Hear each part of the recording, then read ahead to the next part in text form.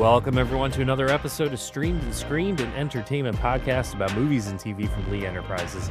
I'm Terry Lipshetz, managing editor of the National Newsroom at Lee, and co-host of the program of Bruce Miller, longtime entertainment reporter, and we are back in our first episode of 2026. We're ready for the new year. Are you ready? Yes. I am so ready. I feel like a float in the parade. Yes, it's exciting. They've renewed us for another season, so that's all good, right? But let's hope. Yeah, and there's still stuff that if you haven't seen, lots of stuff that needs to be curated before we get to that big period of time when the best pictures kind of separate out from the other ones. I'm surprised. I'm seeing backlash on Song Sung Blue. Have you seen this? Not yet. No, I was hoping to get to it during the break, but I couldn't quite get there. There's another son that apparently we didn't consider who's now upset about this because he was not mentioned, but he wasn't mentioned in the documentary either. Okay. So it makes me curious if this is just a money grab or if it's, they missed something. I don't think they did. I think it's still a good film, and I think it's one that bears seeing if you haven't seen it. So. Right. And that's, that happens in cinema anyway. Like, you remember the Buddy Holly story. Right. They forgot one of the crickets. I think, wasn't it Queen? The Bohemian Rhapsody, they left out one of the members of Queen. I mean, they're doing that to famous people. Some random kid in this doesn't stand a chance, I don't think. No, and that any kind of screen biography done about somebody is not the truth. Right. I can't tell you how many ones I've seen. I go, well, that's not how it was. So it's just, you have to go with it. It's a different form. It's a different kind of way of telling a story. And sometimes you embellish things and sometimes you pull away. So yep. That's just me talking. Right. Well, what did you see over the holidays? What did you see? Well, this was the Christmas break. It was the end of an era, really. I mean, Stranger Things. We got the last. Yes, you are one of those people. And did it end the way you wanted it to end or not? Well, so I'll put it to you this way, okay? I was a huge fan of Seinfeld, and I didn't really love the finale of Seinfeld. Huge fan of The Sopranos. Didn't really love the ending of The Sopranos. How about Lost? Did you like Lost? I didn't really watch Lost. Game of Thrones, that last season was just miserable, right? Even How I Met Your Mother, that was one of my favorite comedies of all time. Oh, no. That poor last season of How I Met Your Mother just kills me. Well, they went on 7 years too long, so. Right. The journey just really, this is how it's ending. So the ending of Stranger Things, I know a lot of people still haven't seen it, so I want to be careful to reveal too much, but I will say. But it didn't please you. No, it did please me. It did not disappoint me. I was fine with how they wrap things up. They left it, I don't know if I would call it a cliffhanger. There's nothing more coming. I don't know what the spin-off situation. I've heard rumors of spin-offs that might head in other directions. They maybe, but they've really wrapped it up. It feels like it's done. But they didn't. They left something open-ended with one of the characters, the main character, as to what happened. Did this person survive? Didn't survive? It's a bit of a mystery, and that's all I will say about that. But I didn't feel disappointed. I thought these last 4 episodes were really solid. I know there were some people that didn't like the penultimate episode too much. It was the one where Will kind of revealed his sexuality, which everybody knew. We all knew it. This wasn't a mystery, and there seemed to be some backlash because of that. I had no issues with it. I really thought this whole final season was really strong, start to finish. The last episode, it kind of ended about a half hour, 45 minutes then before the actual episode ended. That whole epilogue kind of took a while. So, it was a 2-hour, 5-minute final episode. You throw away the last 5 minutes for credits. So you're looking at about 2 hours. The whole final kind of battle with Vecna That took place an hour and 15, hour and a half into it, and was done. So then it just kind of gets into like what happens next, where do things go? And it was very touching. I thought the touching was the end was touching. It was emotional. It was kind of funny in some ways because you could kind of go back into pop culture, and the mom in the show, one of the moms, she got her hair cut, and it reminded me of when my mom got her haircut right around the same time. It was like, wow, that's my mom's haircut right there. Flashback. Yeah, this is like so on point, right, to the 80s. Those kids, they graduated. It was a class of 89. I graduated class of 94, so that puts me about Oh, 5 years behind them. So they're in their mid 50s you could now, but relate. I All right, can well, then relate. Yeah. how did the family square on this? Did you have everybody felt the same way, Yeah, or yeah, I think everybody in general was good with it. Like we all liked it. We had watched the final episodes, like I think we were done with it by the 29th. And then on December 31st, New Year's Eve, we tuned in at 7 o'clock. Mercifully, Netflix did not crash. We were able to watch it without issues. We got logged in, no problem. And yeah, it was good. We were really happy with it. well, but then you saw other things that I did not go to. Yeah, we also, I don't know, I can't remember which day it was, 29th, 30th. We went to see, Avatar: Fire and Ash, and you love Avatar, And right? Isn't Avatar your favorite series? yes, it is. Uh, I um, couldn't sit that long. That's no. impossible. You know what? My bladder by the end of it did not explode. I paced myself with the beverages, knowing what I was getting into. Um, I did not like this movie. You saw the one before this, right? Yeah. Oh, yeah, yeah, yeah, yeah. The water. What do they call it? Yeah. Or This is, yeah. and then this one was fire. It was the same movie. It was like literally the Oh, same movie, just with fire. It, see, I don't get why it takes them so long to get these done if it's the same plot. right. It really, the first Avatar movie was its own beast, right? And then the Right. last one took it to a new place. This one just kind of picks up where they left, and they kind of just, they introduced Do the whole, more. they do a little more with it, but it was the same thing. They were still hunting those big whales, and it was the No. same thing again. And like now we got to wait what, 2 more years, 3 more years for the next one out of this. No. It's See, just that's what I don't get, because if they did all this stuff in advance and we've waited years for this, right. why in the world can't you start poking these out a little faster? Yeah, this is I read I don't know if I call it a review. Um, it was more of a, I don't know, critique of James Cameron, and it was talking about how every movie James Cameron does kind of like raises the bar on something he did previously.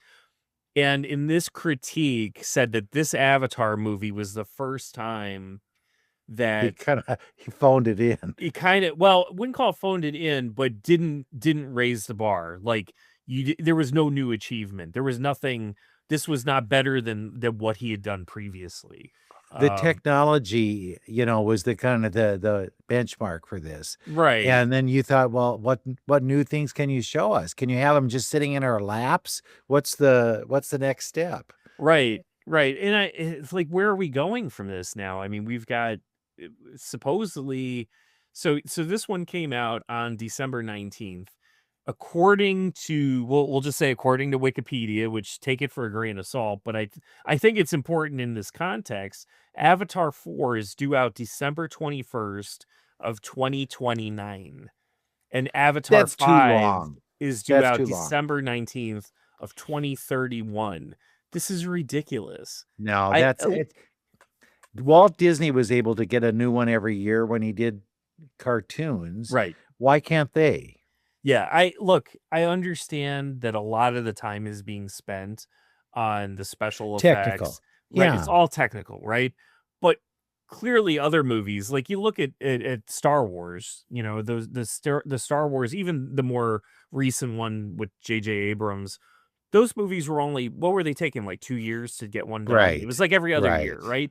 This should not be taking 3 to 4 years each time. Well, and then when you have the actors saying, "I'm not sure which one I just filmed," because they're kind of filming everything together, Right. and well, come on, can we not separate some of that stuff? Right.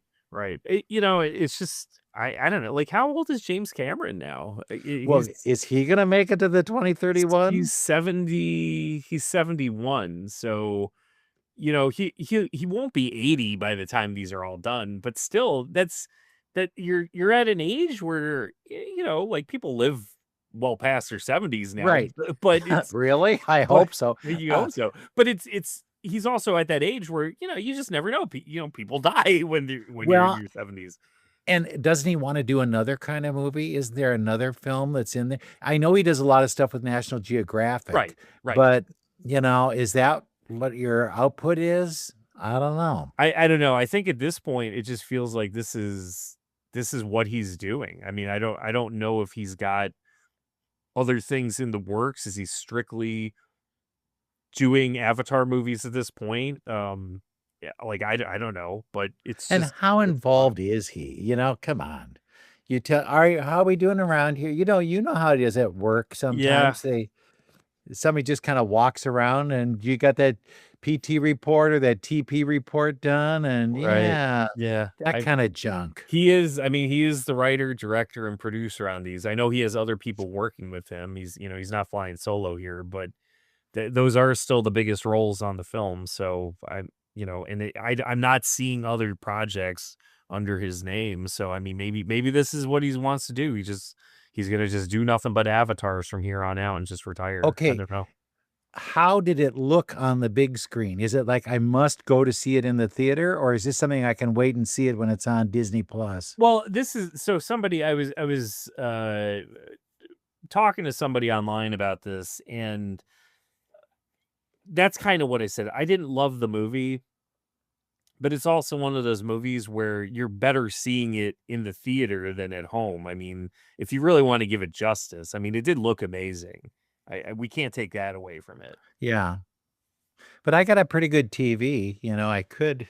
Yeah, I mean, if you've got anything 55 inches or bigger, you're probably okay watching it at home. Okay, but the big question is, how many times did you refill the popcorn bucket? Well, we did our, we it's that 6.99 on the big bucket, and you get the refill. So we just go in and we give them 2 buckets, and they just fill them both up for us for $7, and that's all we need. Actually, I still have some of it upstairs. That stuff lasts forever.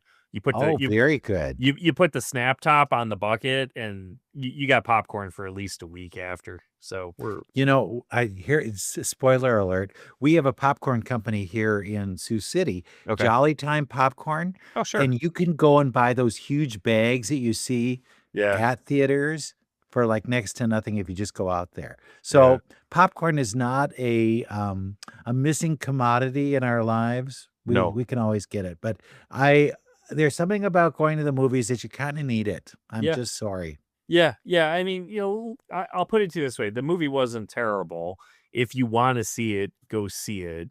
I was just disappointed in it because it just felt like we're rehashing so much of what's already been done before. But it looks great. It was, technically speaking, it was a well done movie.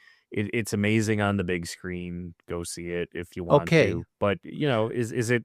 I don't see it winning anything other than maybe special effects or something like that. Yeah. Well, and where they talk about it's going to be nominated for Best Picture. I don't think so. No, no. I mean, if it does, it's because I mean, we're nominating 10 films, so could Right. it be the 10th in that list? I guess it's not But winning.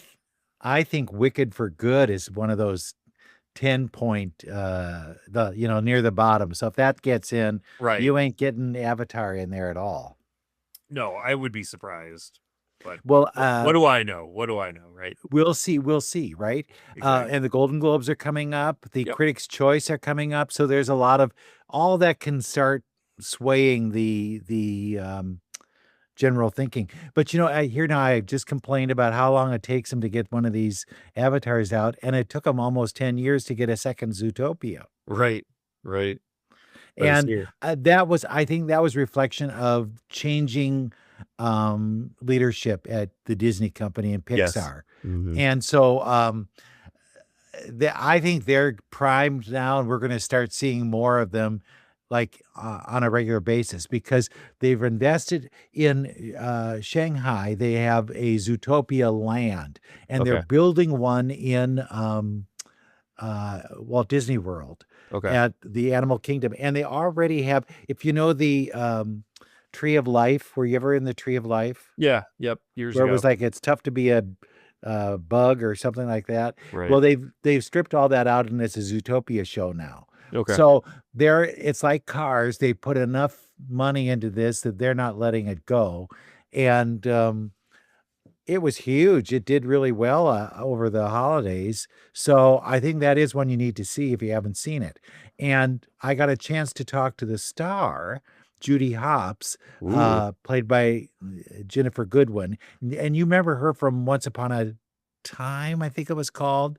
It was on ABC. It was like fairy tale characters that were all kind of Okay. screwed around. And then she was also in Big Love, which Big is on Love, HBO. which Yeah. one of my favorite HBO shows of all time. My wife and I started dating around the time that that show was Oh. on. Yeah, and we dove into that one pretty hard. And that had a good ending. Yep. That Yep. was one where they said, well, now nobody's going to be able to pick up and do something different for a revival because they told you everything. So we all Right. know what happened. But I love that. But I got a chance to talk to her, and she tells about, how people are reacting to her as the character and why it's so big. This was a real curious thing for me because in China, it's bigger than anything else Disney has done. It's huge. I mean, it's huge. And I thought, what is that? Because I didn't think the first one was like, oh my God, this is better than Frozen. Um, I think, and she talks about that. And so here's a chance to listen to what Ginnifer Goodwin has to say about Zootopia 2. This podcast is sponsored by Talkspace. Let's start 2026 with a hard truth. There's no perfect time to build the future you secretly dream of, and there's no time to waste. With support from a Talkspace therapist, you can make this the year you bravely go out and grab what you need from life, whether that's outer rewards or inner peace. Just go to Talkspace.com to be matched with a licensed online therapist. You can start messaging with your therapist right away and schedule live virtual sessions over video, audio, or chat. Your Talkspace therapist can help you create personalized strategies for making the changes and achieving the goals most important to you. Talkspace accepts most insurance with an average copay of $15, and most insured members have a $0 copay. No insurance? No problem. Get $80 off your first month with promo code SPACE80 when you go to Talkspace.com. Match with a licensed therapist today at Talkspace.com and save $80 with code SPACE80. That's SPACE80 at Talkspace.com. Sure, it's Bruce Miller. It's the Sioux City Journal. Ginnifer, you have the job that I've always wanted, which is a voice character in a Disney film. What is that? Right. Oh, I understand that dream. What is it really cool? Is it like everything you think it is? It's way better. I Really? have no idea. Yeah, I mean, I always thought that it was I mean, I love acting. I love playing characters. So I was like, "Oh, it's playing a character in a realm where anything is possible because animation makes impossible things possible." And then it ended up that I was going to in experiencing the process, it's actually not acting at all. It's like the opposite of acting. It's being told like show up and be as present and authentic as humanly possible. Like let's swim through these emotions and see like where these scenes go because the animation could always follow. I mean, it's really freeing. But isn't it better than acting? Because then people don't necessarily recognize you, when they see you on the streets, they go, oh, that's Judy, Oh yeah, that's fine. I find it startling for really little kids when their parents try to explain to them, and I always want to be like, no, don't break the like fourth wall. Like let this be like for them. There is like a walking, talking rabbit somewhere. Like let it be that. But yeah, I do feel like it's better. And in fact, I also like, I love my privacy, but it is also really fun that I've been recognized a couple of times by people just hearing my voice. And then that does actually mean a lot, like placing an order at like a drive-through window, or I was once asked for, yeah, like I've had people be like, Judy Hopps. And I'm like, oh, that's so funny. Yeah. But I mean, because it's my voice, because I'm not like putting on a voice. I was at Shanghai Disney, and Zootopia is like the thing. It's like I couldn't believe how Mickey and Minnie really are kind of secondary to Zootopia. Why is that? Why are they so hot for the movie and the characters? I mean, you'd have to ask someone so much smarter than I am, but I know that the time that Zootopia 1 came out was a time of real like movement by this particular generation, like a rural Chinese generation, like moving to the big cities. And so I think that it has been explained to me like there was a real parallel happening in Chinese society in terms of like there were a lot of Judy Hopps moving into Zootopia. And so I think there was, it was relating in that way. And like it is not a secret or a mistake that the Zootopia skyline like has some similarities with the Shanghai skyline. So assuming you went there, right? You've been to the park, right? Yeah. Is it weird walking around? It is, and it's wonderful. It's wonderful too, because I can go there and just be a tourist under the radar because, there's like 40 something actresses who are performing Judy Hopps around the world and who are translating our work into their own beautiful languages. And so there is a Chinese actress who plays Judy Hopps. There's actually, I think, 2 Chinese actresses who play Judy Hopps. And so they are the ones who I assume are recognized for the role there. And so I can just go through the park and just be there. Have fun. Have fun. What do your own kids think of it? Are they excited about this, or do they go, oh yeah, right? Tragic. No, I have like the most not jaded kids. Thank goodness. They have no interest also in anything else I've ever done. Anything that my husband's ever done. Like he was in Thor. We were in Once Upon a Time together. It's not like we're smooching other people on camera. Like my children are in my pregnant belly on that show. They are Disney nuts. They have no interest, but they are all Zootopia all the time. They love it. So then do they get all the stuff? Do you get all the merch and give it to them or not? My house is all merch. And the thing is too, that's different with them is that I've never like allowed us to have, I'm very big on like work is not life. And so even though I'm obsessed with what I get to do for a living, and I'm really hardcore with my kids about like, don't be sad if I have to go to work because like, we're really lucky that we love what we do. And I pray that you do something for a living that you love. And like, I want to be an example to them of that. However, there is Zootopia stuff. That was like the one thing that was different. After Zootopia 1, I like hung up Disney art, like Zootopia art, because I was like, this is an exception to the rule because this is so other level special. And now the house is like all Zootopia merch all the time. We know what they're getting for Christmas, right? There we are. 100%, including my husband. My husband does not know that he's opening all kinds of merch. Oh, good. Well, hey, thank you so much and happy holidays. Have a great one. Happy holidays. Thank you.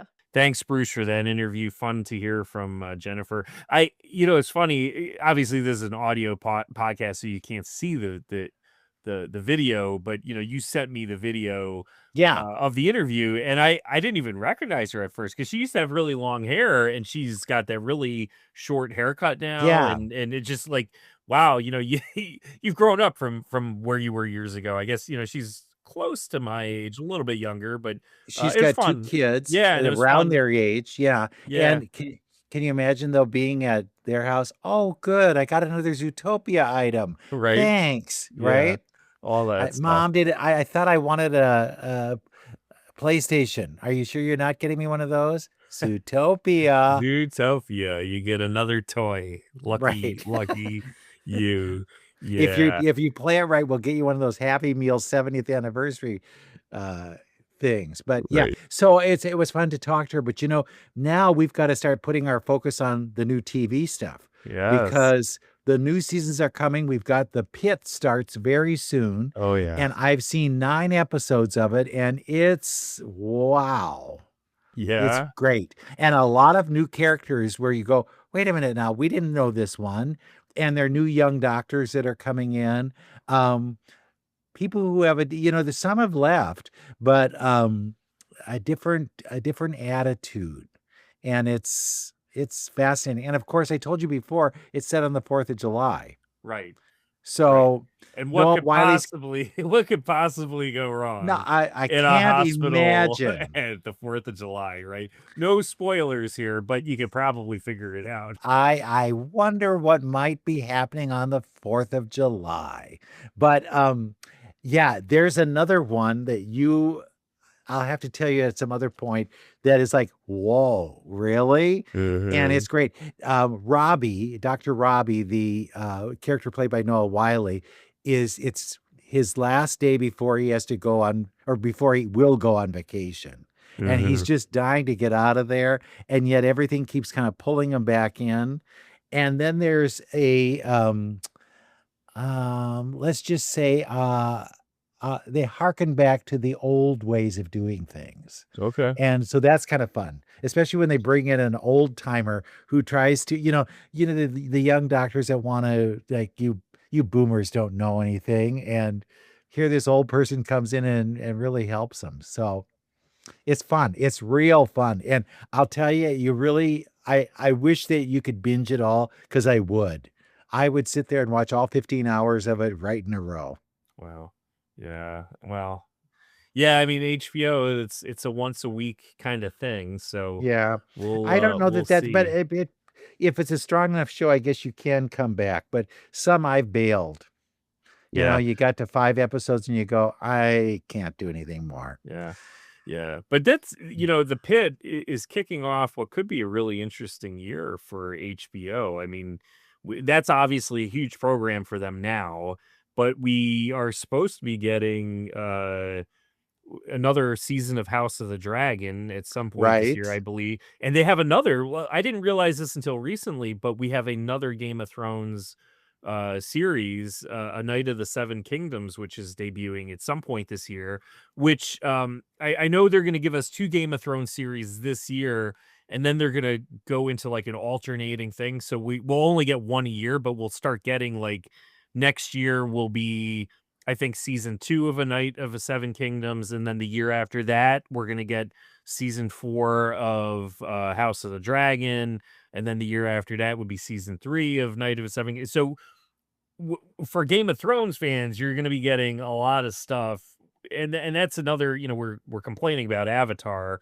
but you look about it, the original Game of They're able Thrones, to do it. right, we were able to get a season a year out of Game of Thrones for the most part, but House of the Dragon, that thing has been, like, dragging on, if you can, Well, and you know what I'm how long saying? can the dragons sit around? They've got Right, to get them exactly. flying. You Come gotta get on. them flying, but so we've got that coming. What, season 3 of Euphoria is due back now? That's gonna But be a good how one. old are they? They're, like, in their 50s now, right? 50, Oh, that's man. really old. No, I mean, it is kinda comical that, everybody jokes about, how old the Stranger Things kids have gotten. I mean, Euphoria is no different. I mean, they're like, all Right. of them are But probably 30-ish now. they've got to do something about Jacob Elordi is going to be killed off or something, because Right. his career is way too big for this. And Yeah. Zendaya isn't going to hang around all the time either. Yeah, well, I'm assuming that this is the final season. I think it is. I thought they said that, but I can't you can't keep doing this series, especially if you're taking this long to produce episodes. But that was always a good series. I liked it. Okay, so what do you think's going to happen to all those Stranger Thing kids? Are they going to all get work? Well, Millie Bobby Brown, yes, because she's gotten work and she's done things. So, and Finn Wolfhard is a musician, so I think he'll be around. Joe Keery, who played Steve, was doing voiceovers for American Revolution, the Ken Burns series. So Okay. he's got gigs. Some of them, the kid that plays Dustin, I can't see him doing things. I mean, maybe, but Yeah. some of these folks, I don't know. I think it's gonna be a I mixed think bag. they're going to do Comic Cons. We're going to see them all around signing Yeah, things at some point, yeah. because really there are too many there that they can just dispense of, and there's no job for you. Right. I mean, some of them I think we'll see over and over again. But like David Harbour, we'll probably see him in Yeah, something because and I think he did Broadway and another one. What is the young boy's name? Gatton. You know who I mean. Gatton Dustin. Matazzaro. Is that Yeah. his name? Yeah, Yeah. he's been on Broadway. He was in Sweeney Todd. Okay. So I think that'll be his future. Yeah. But some Yeah. of those ones, Yeah. I mean, geez. Brett Gelman, who played Murray, he's a comic. So, I mean, he'll be around. Winona Ryder, we'll keep seeing her Yeah, in things here and there. I think Jamie Campbell Bower, who played Vecna, he's got the look of somebody who we are going to see for years to come. Like he's just got that look to him. But sure. I don't know the rest of them. I think it's just gonna be hit and miss, to be honest Well, with you. and the Stranger Things Broadway show is doing really well. So maybe a couple of them can just slip in there and play characters in that. Yeah. I think the one thing that I always liked with Stranger Things was it really brought, it was this play on the 1980s, right? But what they did is they brought back a lot of actors from the 1980s. We got Winona Ryder, we had Matthew Modine, Sean Astin, Paul Reiser, and then the big one this year was Linda Hamilton, who quite frankly was in a underused. I think like you're bringing back Mom from Terminator, Right. and she's kind of in this role where you're like, yeah, right, but I don't know, completely underutilized in my opinion. But we'll see. Maya Hawke is another one. I mean, the lineage Right. there. We'll be seeing Maya Hawke for years to come. Obviously, She still has to do the dad and daughter show. yeah, They're always looking to do something like that. Back on Linda Hamilton. Linda Hamilton is one of those few actresses who don't dabble in the Botox arts. right. And I think that's to her advantage because I think you do get roles. And I do think that she was smart not to do that because you could see her kind of all puffed up and then they put her on some nighttime soap or something. She Yeah. would be one of the hunting wives. I bet you anyway, that's coming back too. Yeah, yeah. So that's it'll be interesting to see how those kids kind of move on from here. Yeah. It'll be a mixed bag. I think you're right. We'll see a lot of them at Comic-Con, but some of them are just like, when you're the daughter of Uma Thurman, you're gonna keep in Ethan Hawke, you're gonna keep getting work. But Right. some of them, we probably never will see them again. Well, and those are the ones that you'll pay $50 for to get the signature. Right. Exactly. As opposed to the other ones who will show up once. They put up a big barrier so you can't shoot a picture without paying, and they're $95. Right. Exactly.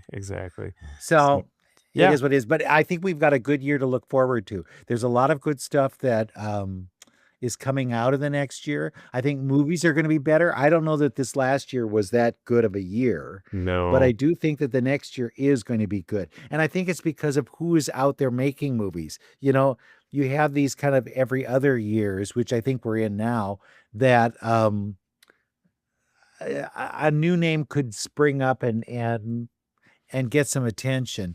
But then you've got the heavy hitters. Steven Spielberg has a movie next year. So come on. It's going to be a fight to the end next year for the best of the bunch. But I'm excited. I think it looks like a good year. Yeah, it does. Well, I'm excited too. So I'm glad we're back. Thank you all for tuning in, and we'll be back again next week with another episode of Streamed and Screened.